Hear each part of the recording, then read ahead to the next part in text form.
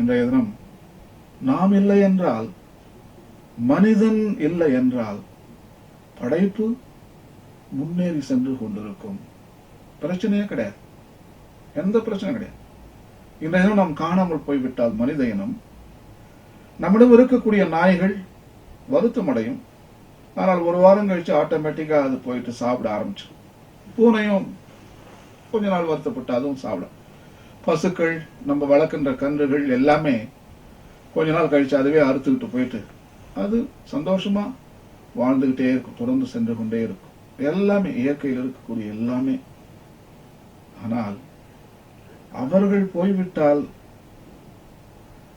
நாம் வாழ முடியுமா?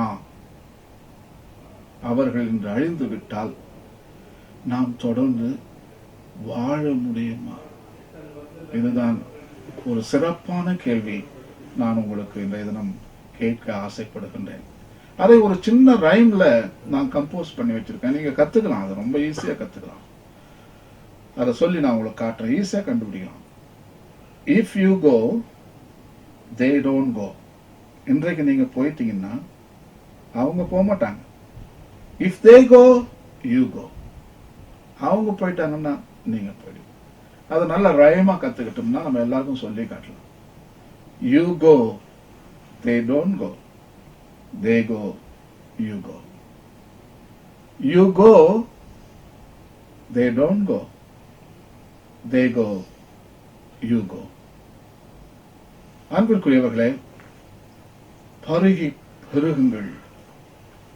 கட்டாயம் நமது மனித இனம் அதிகமாக வளர்ந்திருக்கின்றது. நிறைய விஞ்ஞானிகள் சொல்லுகிறார்கள், இன்றைய நிலவரத்தில் per capita income, பெரிய வீடு கட்டுறோம், கார் வாங்குறோம், கன்சம்ஷன் நிறைய வாங்கிட்டு இருக்கோம். ஒவ்வொரு per capita, ஒவ்வொரு ஆளுடைய கன்சம்ஷனும் நிறைய ஆயிடுச்சு. 100 வருடங்களுக்கு முன்னால் நமது நாட்டில் முக்கியமா கன்சம்ஷன்லாம் ரொம்ப கம்மி. கவலை, ஏறு, மாட்டு வண்டி ஏதோ வாங்குவோம், கொஞ்சம் வாங்குவோம். ஸோ per capita கன்சம்ஷன் வந்து ரொம்ப கம்மி. ஸோ 100 வருடத்துக்கு முன்னால் வாழ்ந்த வாழ்க்கையின் தரம் கட்டாயம் நிறைய ஆட்களுக்கு சப்போர்ட் பண்ணும்.